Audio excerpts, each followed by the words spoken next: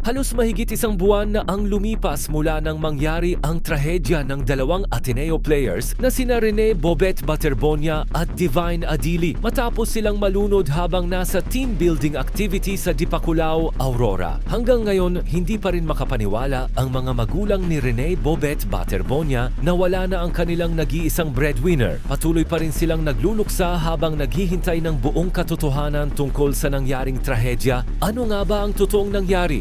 Dapat nga bang may managot sa insidenteng ito? Kamakailan lamang ay nakatakda na sanang maglaro sina Rene Baterbonia at Divine Adili para sa Ateneo Blue Eagles. Ngunit sa hindi inaasahang pangyayari, bigla na lamang silang nawala sa isang iglap. Marami ang nananawagan ng hustisya para sa dalawang manlalaro. Samantala, naging usap-usapan naman sa social media ang isang video interview ni Coach Tab Baldwin. May ilang netizens ang nagsasabing tila may kakaibang anino o hindi maipaliwanag na detalye sa video, dahilan upang magkaroon ng iba't ibang haka-haka online. Gayunman, wala pang anumang ebidensyang nagpapatunay na may paranormal na nangyari o may kaugnayan ito sa sinapit ng dalawang manlalaro. Tara at panoorin natin ang video interview ni Coach Tab Baldwin.